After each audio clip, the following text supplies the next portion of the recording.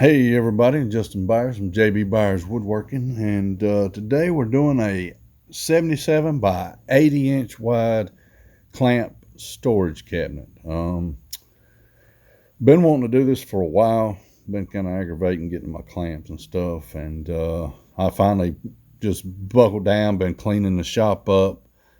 If you notice in the background, it's not nearly as cluttered as it was. So here I'm breaking down the material, cutting my sides and the top and bottom for this cabinet. And I think, so I ended up going with this cheaper plywood. I wanted to use some maple, but it was going to be roughly about 500 bucks. And I use this 5/8. It's a little over 5/8 construction plywood. And it ended up being about, I think, 220 or 30 bucks, I think, for the 5 sheets I used to make this. But here I am putting it together, and there's nothing at all, fancy about this. It's straightforward.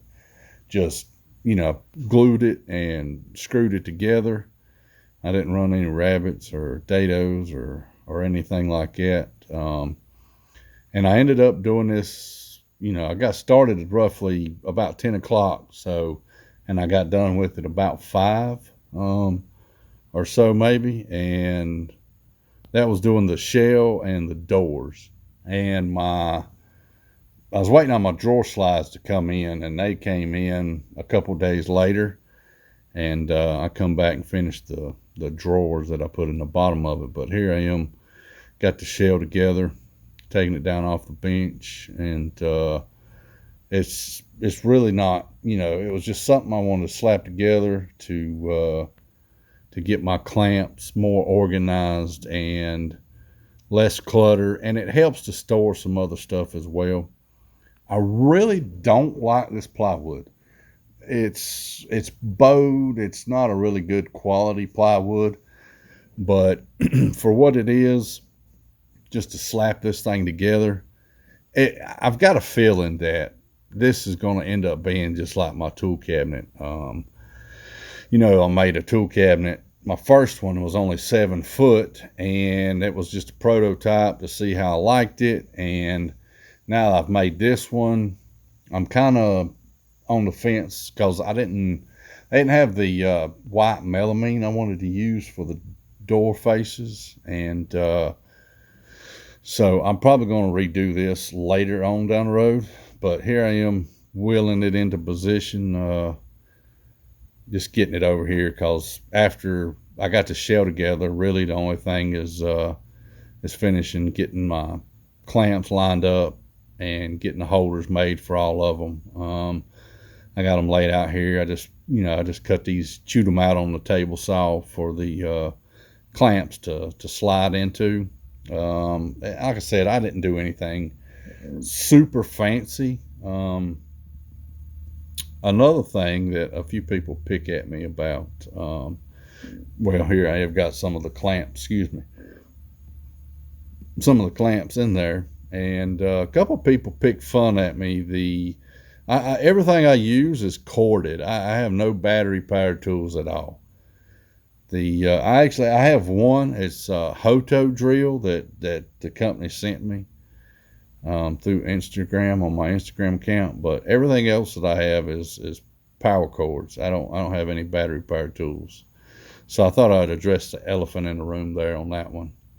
So here I am cutting out some more slots for clamps, and here I'm ripping down 4-inch strips for my doors. I don't know if anybody's ever noticed, but your skill saw goes up to 4 inches, and I just use my finger as a fence, and I just rip down whatever length. I don't mark nothing out or lay it out. I just rip it. And here I am putting the doors together. This is really a quick build.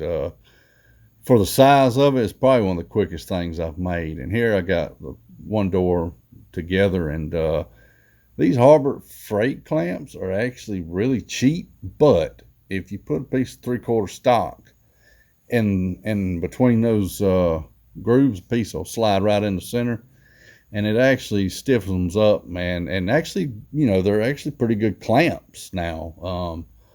I thought about getting some more later on and doing the same thing, because they're actually pretty decent clamps now that I've done that. But here's the cabinet together. I just put a couple little cross braces across the center part there, and here I am nailing on the 1/4-inch plywood on the outside of it. And I haven't decided if I'm gonna go back in and, you know, do a little frame around the outside or not. Sure yet, but here it is, kind of pretty much together. The gist of it, other than the drawers that I have to put in later on. And it's a good sized cabinet. The bad thing is I've been cleaning up. You know, used to you couldn't get in that corner, and here I'm loading it up. But after I got to cleaning later on, I actually came across a couple more clamps. So I've got a feeling I'm going to end up making another one of these later down the road. But for right now, this is going to serve its purpose, and hopefully give somebody an idea to, you know, make a clamp storage cabinet for themselves.